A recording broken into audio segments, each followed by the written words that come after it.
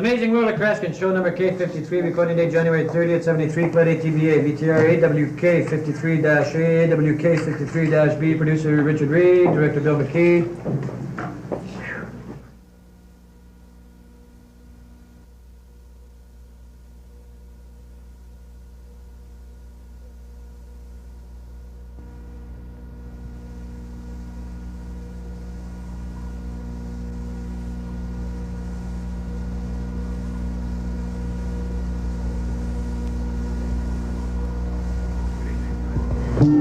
Good evening, I'm Bill Luxton. Within this book on the life of Houdini is the key to one of the great spiritualistic seances in history. This and more, tonight, on The Amazing World of Kreskin.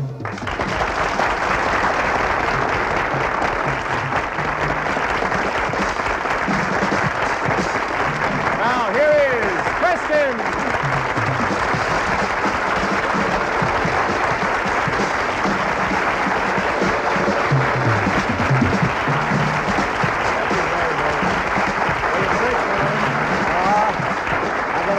I'll always work in this area because of the greatness of your response. It's an unusual kind of program tonight, and really to save time, when I do a thought reading effect, I will never pick anyone before the program unless they have to prepare something mentally of complexity. But I wanted to do an effect a little bit in the area of a problem, and we had a gal who said she'd come up here. Would you come over here, miss? I haven't even introduced myself. Do you know who I am? Yes, I do. Okay. What's your name? Jane Moore.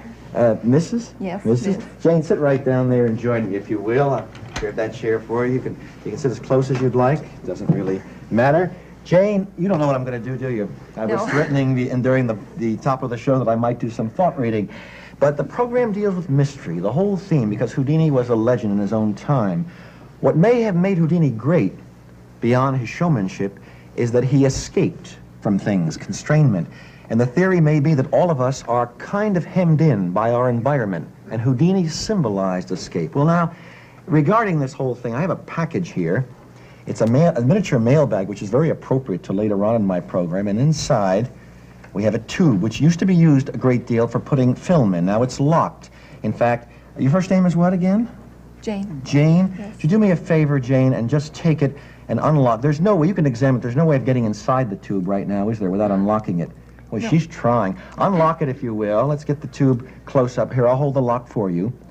Put it inside and turn it, if you will. It's a very small tube, but again, film would be... There, we snap the lock. You can pull the key out of the padlock if you want. Take the bolt out. There's a bolt through this.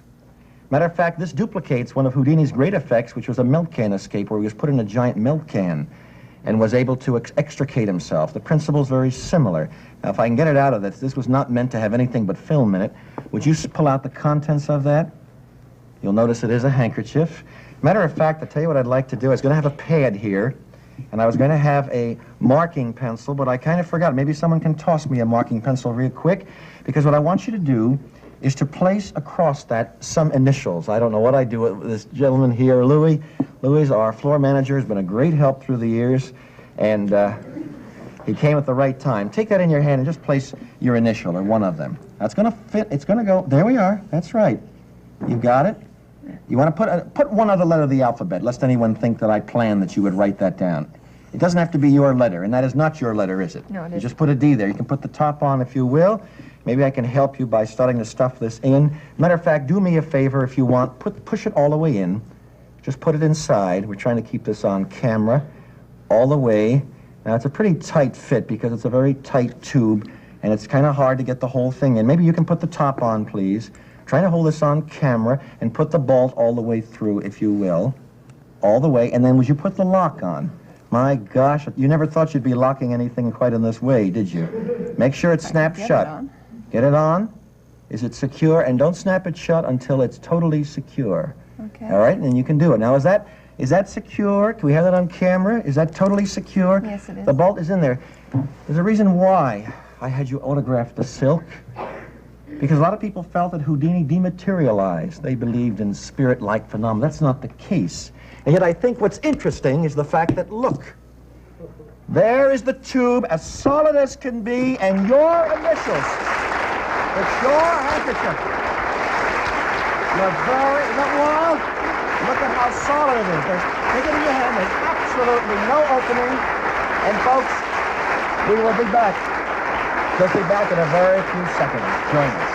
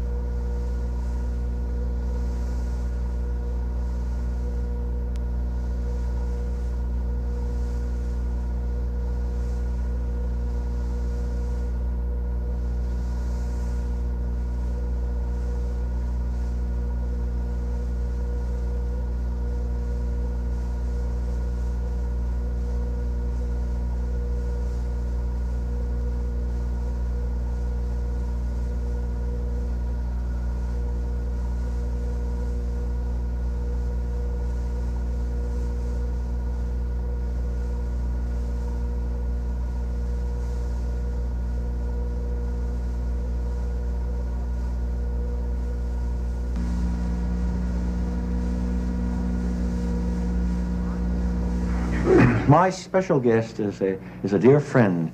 It's a man whose career and lifetime has crossed, knowing with great confidence, the Thurstons, the Blackstones, the Houdinis, and the world of magic, writing a tremendous amount of material on psychic phenomena, and the creator and the author of The Shadow. Meet, if you will, Mr. Walter B. Gibson. Walter?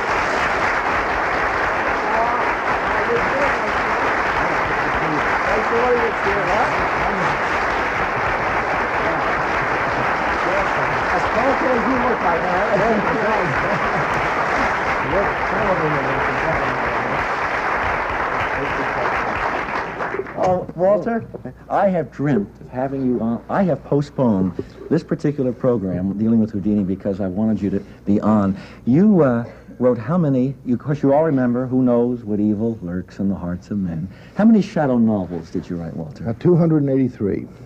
283? Yeah. How often? Every couple of weeks? Yeah, for quite a while I was doing 2 a month. 2 a month? Yeah.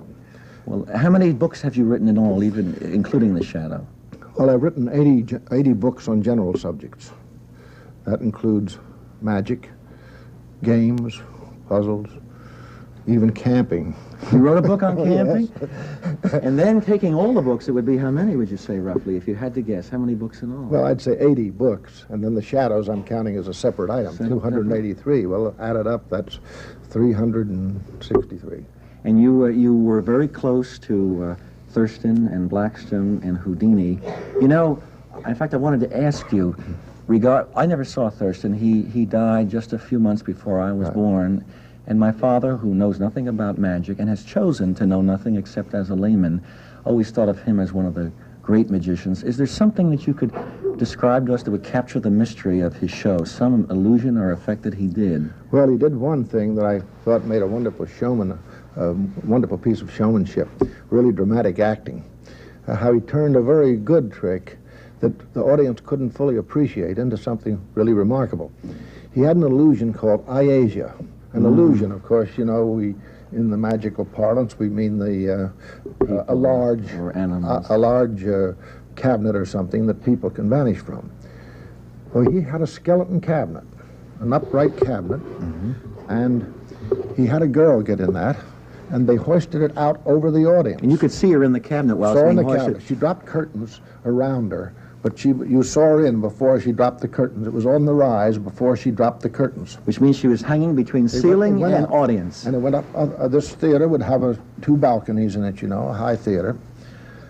And all of a sudden, he'd stand on the runway, you know, right down to the audience. He'd fire a couple of pistol shots, and the curtains and everything would fall, and the girl was gone, and there was nothing there but a skeleton cabinet. How did the audience react? This is what's on... Now, wait till you hear what happened. Now, when he did that on the stage, a trick like that, the audience appreciated it. It seemed it was, I mean, they could applaud and everything of that sort. Sometimes they would dismantle a cabinet. Yes. And the action and everything would arouse the audience's interest. But here the audience, as this thing happened, they just sat and looked. They were dumbfounded. Paralyzed with awe. Yeah. And Thurston said, "Where is she? She's gone. Those from above can look down and see that she is not in the top. Those from below can look up and see she is not in the bottom. Where is she? She is gone, just gone." The audience still sat there, just like they were frozen. And he often ended his show with that effect in the beginning. And when he ended it, it was catastrophic. He didn't know. The audience he'd take a bow and the whole thing was over. Like my show, and there's no applause. Well, one night when he was standing there and this dead silence came on, he just stood and says, "Where is she? She is gone, just gone." And he said, "And sometimes, night after night, I stand here, gazing upward, wondering myself where she could possibly be." The audience said, they just broke. But we'll be back. The timer's gone. We're going to be back, and we're going to discuss a legend for all time, Houdini. Thank you, folks. We only have...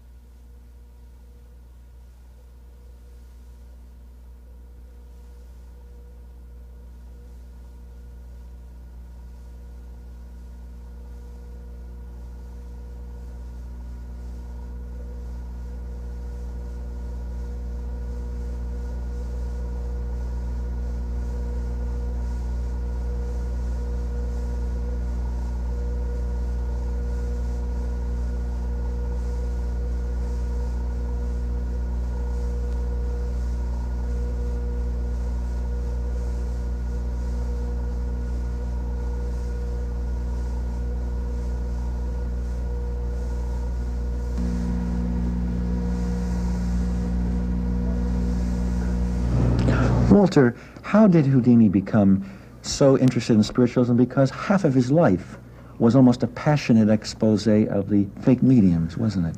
Yes. When he started out in the 1890s, there were a lot of mediums around, and they did what was called cabinet work. Mm-hmm. They would go in and they would be locked up, and things would happen. Ghosts would appear from the cabinet, and when they open it again, there was the medium still tied or locked as it was. Well, Houdini learned those secrets, but he didn't want to be a medium. He knew that those particular mediums were fakes. And what they would do to people's lives and so forth. So Houdini got the idea of going in cabinets and being locked and then coming out free of the shackles and so forth. Yes, yes. Well, that really nonplussed him. Yes. Well, of course, he had many battles with the mediums as a result, and when there was, after World War I, there was a resurgence of spiritualism. Conan Doyle lost his son. And Conan Doyle was really overboard on it. There's no question about that. Sherlock Holmes writer, yes. So Houdini went around and would expose mediums. Now, he knew, there's a great controversy, and we only have about 2.5 minutes. Before he died, and he died when, which is interesting, on what day? On Halloween. Halloween, a showman to the end, and yet he left a code or some ideas with his wife. And there have been claims, especially on the part of a medium who's known in this part of the world, Reverend Ford, of breaking the code. What happened? Was the code broken? I don't think so, and I'll tell you why. Houdini left several messages with different people, and usually they were in the form of 10 words. And one night, Ford, or one of his meetings, spoke in what he claimed was a voice of a control. Fletcher. Yes, and said that he had a message for Bessie Houdini, Houdini's wife, and he gave these 10 words. And she was contacted and said those were the 10 words that Houdini had left her. So they claimed that the message had come from Houdini. Now, actually, those 10 words were 10 words that they used in a mind-reading act. And the interesting and they were in that book. And the interesting thing about this is that the book came out Before this happened. 1 year earlier, and I've kept this. It's now today a collector's item. On page 105 right. are the 10 words that are here. Now, Walter, what about a little bit of the intrigue? Because she sent a telegram to Winchell that Ford had broken it, and then there was a denial, and Ford was excommunicated from his church. Oh, yes, well, that would be, getting into that would be very difficult. Too much detail about it, but the crux of it, I think, is this, that Ford could very readily have read the book and said, I'll take a chance on those 10 words, because even if they hadn't been her 10 code words, that would have been a remarkable thing, and he could get out of that, and it just happened that they were. So Ford then took credit for having broken the code. Well, of course, they claimed that Mrs. Houdini went along with it because she was eager to get publicity, and some people even claimed the thing was framed. I don't know that that was necessarily true. But however, the thing fizzled out. It did fizzle out. But Ford was criticized very heavily for it, and several newspaper people came to it. He came to a newspaper woman's apartment to discuss it with her. Well, some people were hidden. And people were hidden and heard him practically say that it was just a stunt. Talk about stunts, Walter, because we only have a few seconds. Here's the man who Bishop Pike at one point implied had communicated with his deceased son, and yet I was called in to see the film here in Canada, and it was not impressive because Pike was so upset he was given more information in his reaction. But would you tell one little anecdote in about 10 seconds as to one of the areas in which Ford held a seance, which was not on ground, but over a city? Oh, yes. He had believers, and they were really hanging over from the time, when they thought that there was a spirit world about 3 or 4 miles up before airplanes were flying that high. They thought it was about 50 miles up. He got a whole bunch of believers to go up in an airplane. To hold a seance? To hold a seance, and he got messages while he was up there 3 or 4 miles in the air. I get messages, but they're not quite. I'm getting messages of time. Walter B. Gibson, it is one of the thrills of my life to have you here, and you are a legend in your own time. I'd like to have you back in the future. Please stay here, Walter. We'll be back in just a few seconds. Thank you. Oh, Walter.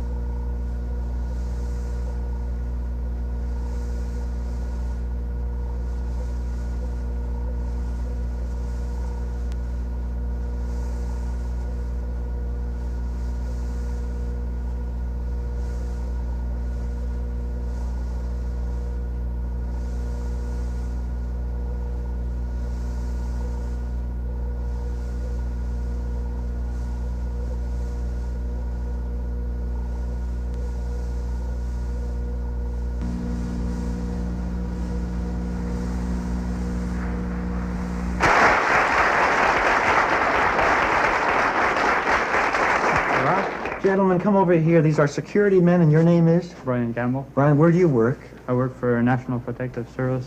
Yes, and you are Dale, because I met you before, and you work for? Right, same people. CJOH? Okay. Nice to have. Bill, I'm going to give you my glasses. The only problem without glasses is I suffer from a condition called blindness, and I can't really see a thing. I'm going to now duplicate an effect that was made famous in the area of escapery, and certainly, in some respects, duplicated the conditions that Houdini would often work under. This is a mail bag. And gentlemen, it is indeed a secure mail bag. I think you'll verify, if you'll, Dale, take that bottom. It is made out of heavy canvas. There are no openings. As a matter of fact, the stitching is of a very strong cord. The only thing that could be done is with, I guess, a very, very sharp knife to extricate oneself. If you'll hold that for a moment, please, I'm going to ask you to take the handcuffs. It's Brian? Brian. Fine. Before we even go any further, you have padlocks, don't you? You have one on you? Would you take it out, please? This is a bar, which, if I may explain, gentlemen, could lock me in here so that no one could get out. You just move the bar, the kind of steel bar that would be used to... You see how I'm doing this? You understand, Dale and Brian? Yes. It'd become impossible unless I, according to Conan Doyle, when he theorized about how Houdini did these things, unless I dematerialize and I don't go in that direction. We'll put one of the padlocks on, if you will, put it through the bar, and snap it shut. We're going to have some tape, but I don't think we even have... Someone will go back to my dressing area and get the masking tape. When I am inside, would you put tape over this, a piece of tape, because I will be inside the bag. Yeah. And actually, with that in mind, it will be impossible for me to break through. May I have that very, very quickly? Thank you, Bill. Matter of fact, you can put that over. I can have the whole reel of tape because they will need it later on also. Now, lay this here for now before you put the other one on. Would you place the handcuffs on me, please? You can push them all the way through. Just push them through. These are American handcuffs. They're legitimate handcuffs. My brother, being a law enforcement officer, who verified that. And maybe you can place one of my hands in it. I'll just put my wrist inside and the other wrist in as well. And I want to tell you, nobody knows what it feels like to be handcuffed until they are. And I hope this is the only time in my life when it will be necessary. This is, if anyone's looking in, I'm not being taken away. Oh, that was an interesting... That's all right, my friend. The color is the lack of blood.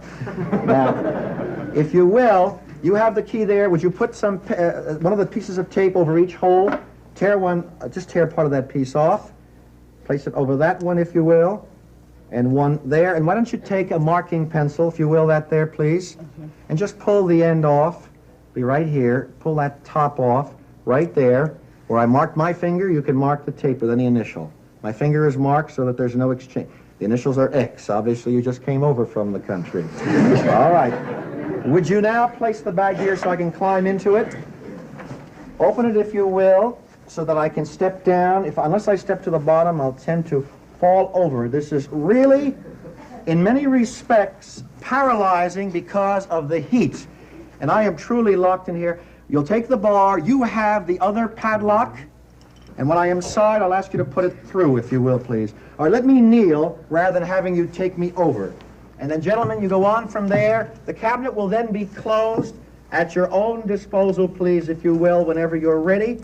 And Bill Luxton will then time things, because I will give myself 4 minutes, 30 seconds, Bill. Did you hear that, Bill? I did. 4 minutes, 30 seconds. All right, continue, gentlemen, whenever you're ready.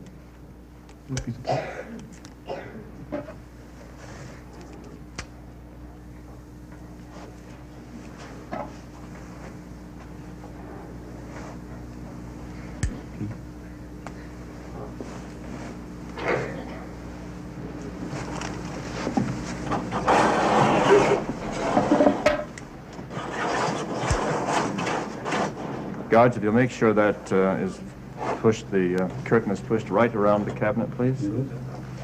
Completely? Yes. All right. I'm starting the clock now, Kreskin. 5 seconds have elapsed. As Kreskin has said, this is one of Houdini's major tests, done in the presence of 2 law enforcement officers, being duplicated tonight on the amazing road of Kreskin.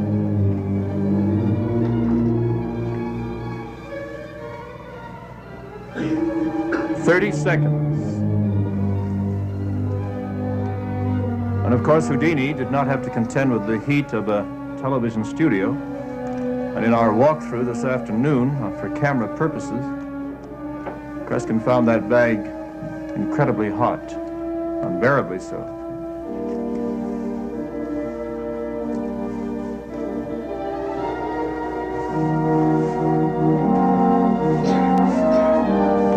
We are now at the 1 minute mark.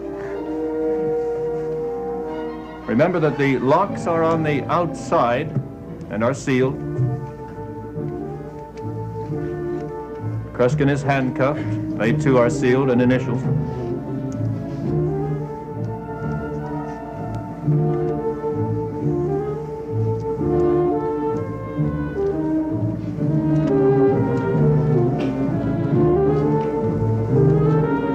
We have just passed the 1 minute and 30-second mark.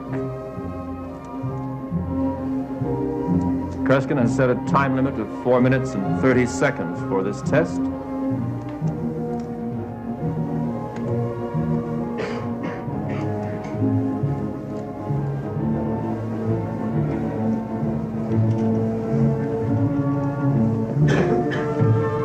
The locks, incidentally, supplied from an outside source. 2 minutes and 5 seconds.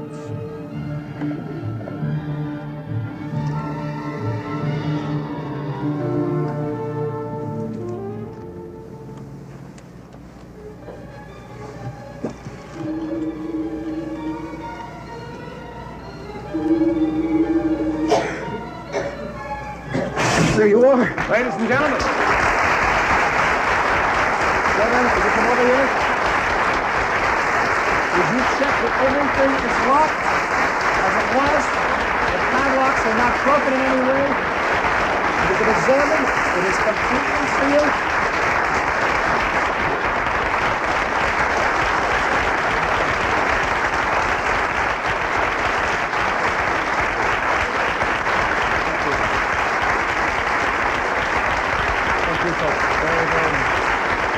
Ladies and gentlemen, may I just say this?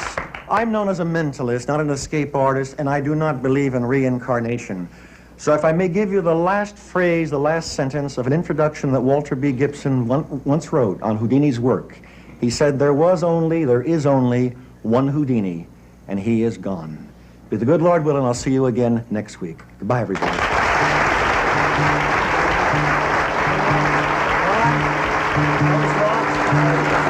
While in Ottawa, Kreskin and his guests stay at the beautiful Skyline Hotel. Skyline also have hotels in Toronto, Montreal, and Brockville, as well as Kingston, Jamaica, and London, England. Tilden Rent-A-Car offers top value on used Chevrolet and other GM cars with more than 300 locations across Canada. Tilden Rent-A-Car, we want to show you what a Canadian company can do.